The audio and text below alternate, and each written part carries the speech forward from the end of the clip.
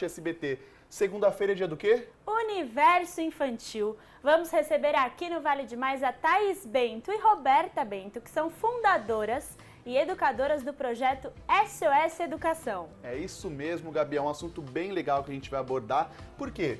Volta às aulas, a criançada num longo período em aulas remotas, como que vai ser essa readaptação ao mundo normal novamente, Gabi? Isso mesmo. Então agora, começando o Vale Demais com pé direito, Gui, vamos para nossa sala receber a Thaís e a Roberta. Bom dia, meninas, tudo bem? Bom dia. Olá! Bom dia. Prazer, tudo bem? Vai Tudo lá, bom Gui. com vocês? Tudo bem? Olha só, volta às aulas. É Criançada, eu no volta às aulas normal já ficava super ansiosa. Agora, então, depois de um tempão em casa, né? Como que tá sendo esse período para a criançada?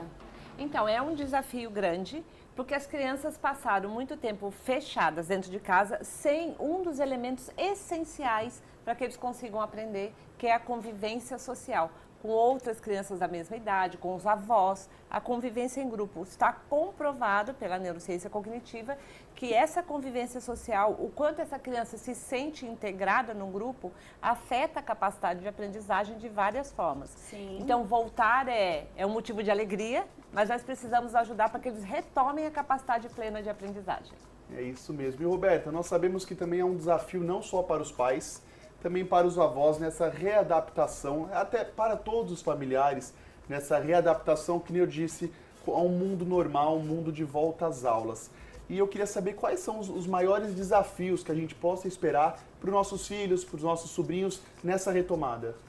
Bom, um dos desafios fundamentais é a questão da autoestima e da autonomia. São dois fatores que impactam diretamente na aprendizagem. E para ajudar as crianças, ou os adolescentes também, a superarem esses desafios, os adultos responsáveis, pais, tios, avós, professores também, precisam ajudar essa criança a acreditar que ela é capaz de enfrentar esses desafios. Sim. Então, não só profissionalmente, por tudo que eu estudei na área de educação e de neurociência, mas também pelo que eu vivi na minha vida pessoal, que eu fui uma criança com paralisia cerebral, que a primeira escola onde meus pais me levaram disse, não, aqui não, porque ela não vai conseguir aprender. Mas meus pais não desistiram de mim, e junto com a escola que me aceitou, eles foram capazes de me fazer acreditar que eu era tão capaz quanto as outras crianças ali. Então, é isso que a gente precisa. Falar para o filho, para o neto, você consegue sim. Ah, tá difícil? Liga para um amigo, vê como é que ele fez. E deixar ele tentar, porque é um desafio muito grande depois desse tempo de pandemia, é que as crianças estão voltando para a escola com pouca autonomia. Porque elas estão muito acostumadas a todo mundo fazer tudo por elas, desde abrir a embalagem do salgadinho, até separar o lápis, apontar tudo certinho. E a autonomia é um dos princípios básicos para a motivação para os estudos, para o aprendizado. Então, quanto mais autonomia essa criança ou adolescente tiver, maior vai ser a motivação dela na hora de estudar E também. não é na hora de estudar ou de fazer a lição que a gente precisa da autonomia, é aproveitar outros momentos da rotina. Então, a criança come sozinha, servir a própria comida, mesmo que ela derrube um pouquinho, não tem problema, ela está praticando não só autonomia, como a coordenação motora também, e ela aplica essas habilidades no momento da aprendizagem dos estudos. E quando nós falamos de 2 anos aí de pandemia, muitas crianças esquecem às vezes da rotina escolar, né? Ela passou muito tempo em casa, então tudo é uma novidade. Mudou a sala, passaram-se 2 anos, como que chega na escola, prepara a lancheira. Então tem uma rotina por trás desse dia a dia na escola que é muito importante para eles também, né? E principalmente no convívio com os amigos, porque como hoje em dia as famílias são muito menores do que há pouco tempo atrás, as crianças não convivem com crianças da mesma idade em outros ambientes que não seja na escola. Então essa questão de ter a noção de que às vezes você tem que dividir o brinquedo, a atenção da professora, esperar, isso são pontos que agora, nesse momento de volta às aulas, as crianças estão tendo que se readaptar e aí cabe um trabalho conjunto de família e escola, né? E a nossa dica para a família, nesse caso, é que nos finais de semana, feriado, os pais convidem outros pais para um passeio no parque, para um sorvete com as crianças, porque daí tanto os pais vão dar o exemplo, modelar como você faz novas amizades, quanto as crianças terão a oportunidade de fora da escola se sentirem conectadas com os colegas que elas estão ou voltando a encontrar, mas a maioria conhecendo pela primeira vez agora, né? É Muito legal. E agora uma pergunta para as meninas. Nós sabemos que nós criamos algumas lacunas nesse momento de reclusão em casa e aulas online. Muitas coisas foram perdidas ao longo desses 2 anos, até mesmo convivência, parte emocional, desenvolvimento. O que a gente pode esperar para o futuro dessas crianças? Elas vão ter problemas significantes desse tempo em casa, de aulas online? Então, a resposta para elas vão ter problema ou não, a gente gosta de colocar depende de como a família e a escola se unirem para enfrentar esse desafio.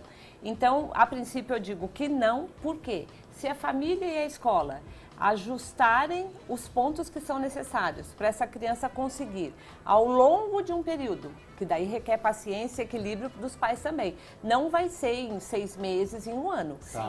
Vem algum período pela frente para as crianças conseguirem retomar, preencher a lacuna que ficou. E então, dentro de casa, o que nós sugerimos é um ajuste na rotina. E alguns pontos que parecem simples, que não impactam a aprendizagem, são exatamente a chave para ajudar a preencher essas lacunas. Então, um dos pontos que nós colocamos que ajudam muito, ajustar o tempo de sono. As crianças precisam dormir durante a noite toda, um sono tranquilo, para que o cérebro processe o que eles aprenderam durante o dia e armazene como memória que fica para sempre aquilo que o aluno está vendo na escola ao longo do período do retorno. Então, ir para a cama mais cedo, mesmo que não esteja com sono, ler, conversar, ouvir música, são maneiras de ajustar para que as crianças consigam dormir mais. E tem um segundo ponto também que impacta muito agora, na verdade impacta sempre no aprendizado, mas nesse momento em que a gente está lidando com as lacunas, com todos os desafios desse volta às aulas depois de 2 anos de pandemia, é a atividade física, que é fundamental que faça parte da rotina das crianças. Hoje em dia, todas elas têm uma rotina mais sedentária e praticar uma atividade física é a única forma do nosso cérebro produzir novos neurônios e se preparar melhor para o aprendizado. E muitas vezes, meio que na correria do dia a dia, ou pensando assim, tem muita coisa para tirar o atraso de conteúdo, então é melhor esse ano ele não fazer nada de atividade física porque tem que focar nos estudos. Não. Na verdade, a atividade física, estando presente, ela prepara a base que o cérebro precisa ter preparado para conseguir focar nos estudos. E nós íamos para a escola a pé, nós levantávamos a sim, cadeira exato. para mudar o canal de bicicleta, TV. né? Brincava, jogava taco na rua, né? E hoje não, o padrão é ser uma vida mais sedentária. Então, sozinhas, as crianças não conseguem fazer ajuste na hora de sono, incluir atividade física e o terceiro ponto fundamental, refeições sem tela. É para assistir televisão, é para assistir o Vale Demais, é para as crianças curtirem o SBT, mas na hora de almoçar é todo mundo na mesa, comendo e conversando. Sim. Porque nesse momento dá para a gente ajudar as crianças a desenvolverem paciência, concentração,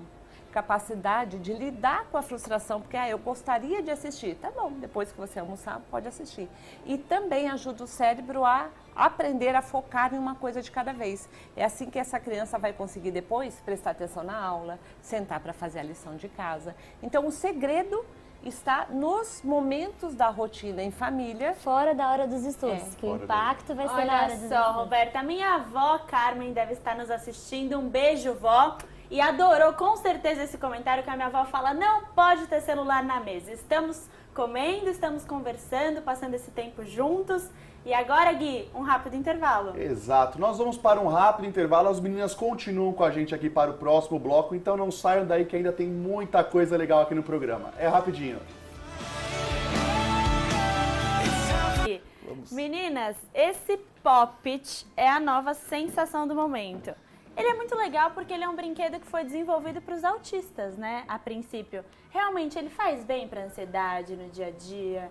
Então, faz porque as crianças precisam muito de ajuda para desenvolver a capacidade de foco e concentração que a tecnologia rouba.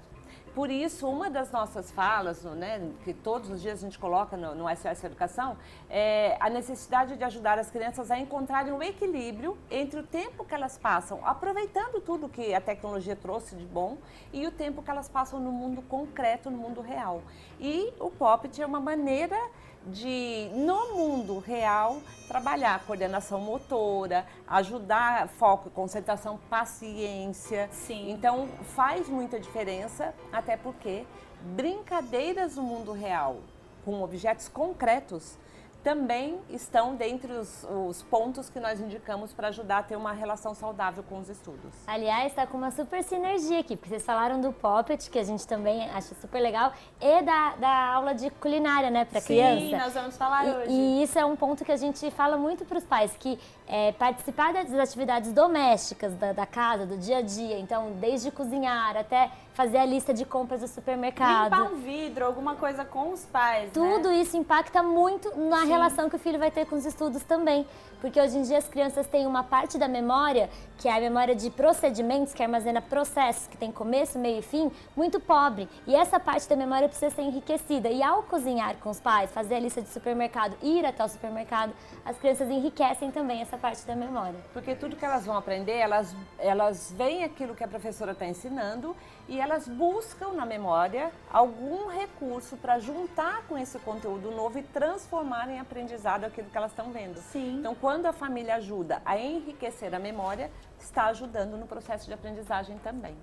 Isso é bem legal, a gente já tocou nesse assunto diversas vezes aqui no Vale Mais, como trazer as tradições antigas, né? O mundo vai evoluindo, tecnologias vão aparecendo, facilidades vêm cada dia, cada minuto, mas eu acho que isso também pode atrapalhar o desenvolvimento da criança.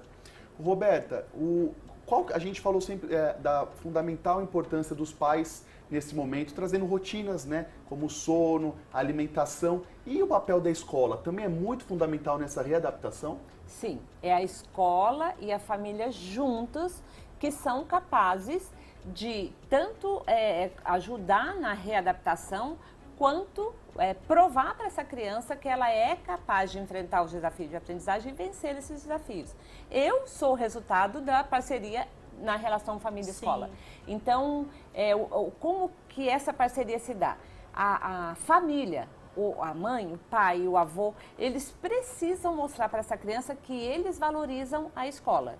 Então, assim, sair no horário certo, chegar na escola no horário certo, quando buscar o filho na escola, o neto, elogiar só o fato dele ter ido para a escola, perguntar sobre qual foi o momento mais legal que você teve hoje na escola, porque geralmente a gente foca ou no negativo, ou ai, tá muito cansado. Na prova difícil. Exatamente, e essa questão também, nunca focar na nota da prova, nem que ela tenha sido boa, mas sim no esforço que essa criança, esse aluno fez para chegar naquele momento da prova e conseguir colocar o melhor dele ali. Então, quando a gente elogia por eles fazerem a lição, por eles irem para a escola, por arrumarem o material, nós estamos ajudando a melhorar a autoestima, que se transforma num combustível para a criança conseguir focar no momento da aprendizagem.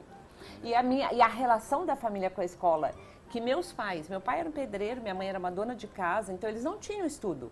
Mas, junto com a escola, que tinha ali a parte formal para me ajudar, eles conseguiram de fato me incluir, e isso, hoje, a neurociência cognitiva mostra que essa expectativa positiva de família e de escola é o que faz diferença para os alunos. E aí, também para as crianças com deficiência, porque toda criança tem um potencial a ser desenvolvido. Ninguém de fora pode dizer até que ponto aquela criança vai conseguir se desenvolver. O que nós podemos e precisamos fazer como adultos é criar as oportunidades, dar os desafios e dar o apoio para que a criança consiga.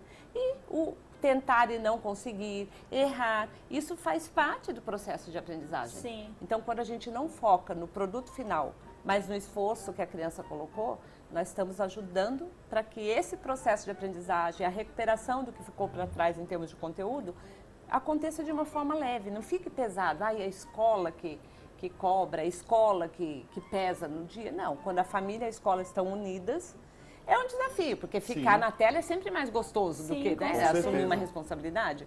Mas a nossa postura como adultos faz toda a diferença. E se analisarmos, né, Gui, esses 2 anos de pandemia, uma característica positiva das aulas remotas foi porque essa junção foi um pouco obrigatória dos pais com a escola. A mãe teve que ligar o computador, o pai teve que ajudar, teve que ler a lição, tirar dúvida que não acontecia às vezes no dia a dia, porque as crianças guardavam para os professores. Então, em casa, aconteceu essa aproximação muito grande. Eu vejo muitas mães falando, eu me descobri professora, eu tive que ser professora nesse momento de pandemia.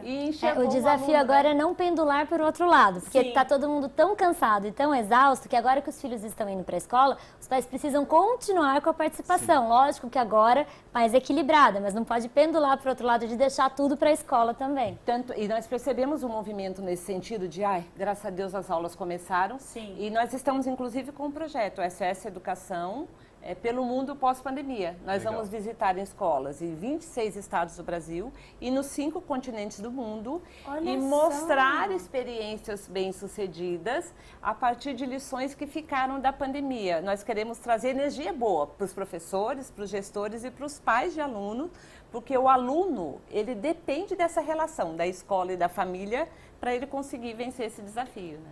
Muito legal. E a volta às aulas agora vai ser efetivamente 100% presencial? Ou vai ter uma mescla entre digital com presencial? Então, em alguns estados do Brasil ainda existe o híbrido, que mistura um pouquinho de presencial com digital, mas como os números em relação à pandemia baixaram muito, a tendência é o 100% presencial.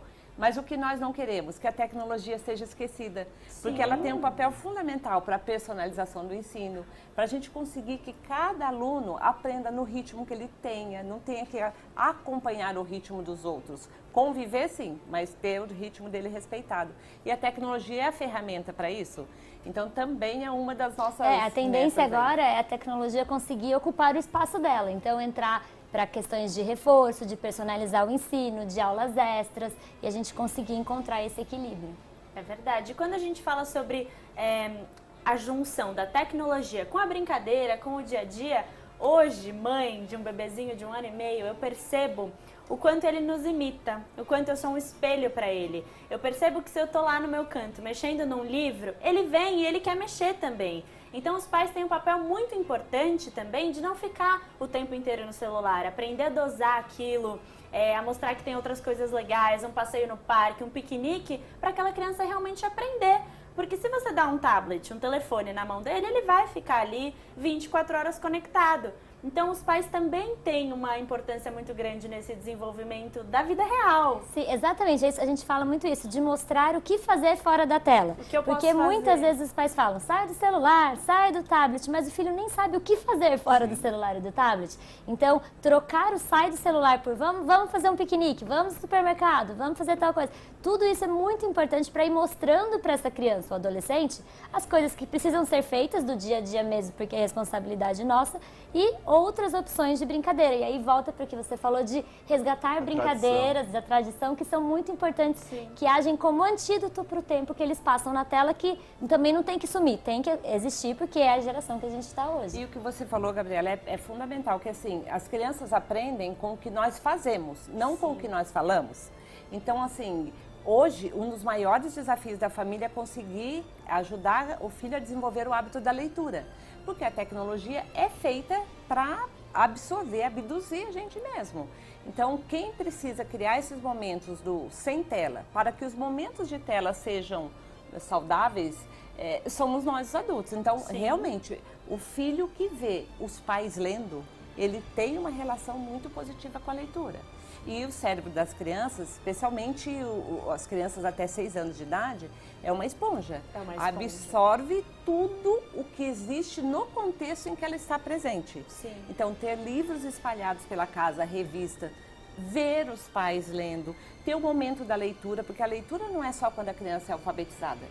O seu filho de 1 ano e meio, quando você lê para ele está assimilando vários processos, desenvolvendo várias conexões cerebrais que ele vai depois enriquecer sozinho. Mas ele precisa dessa base e do modelo que nós somos para eles. Sim, é verdade. Gabi, o legal que a Roberta falou sobre adaptação na escola na época dela, eu também sofri isso, que eu tenho TDAH e na época foi a explosão do Brasil com o transtorno de déficit atencional com hiperatividade, e as escolas não sabiam o que fazer. Então eu tive que sair de uma escola conservadora para uma outra escola que talvez na época ela tinha mais artifícios de poder controlar aquele caso. Eu acho que hoje a gente sofre o mesmo caso, que é as escolas que conseguirem se adaptar mais vão sair na frente. É verdade. Isso, e não tem resposta pronta, assim como a questão da inclusão, que hoje, felizmente, existe muito recurso, muito material, muita teoria, muita formação, ainda não chegamos no ponto que precisamos, mas já existe. Mas a escola que me aceitou foi uma escola pública, os professores não tinham a teoria do que fazer, mas eles usaram os conhecimentos que eles tinham e principalmente a parceria com os meus pais, que é a relação que eu faço hoje, a analogia com a pandemia. Sim. O que fazer com o aluno pós-pandemia? Bom, daqui a alguns anos nós teremos muita teoria a partir do que funcionou, do que não funcionou. Mas a gente precisa agir hoje, porque essas crianças estão aí.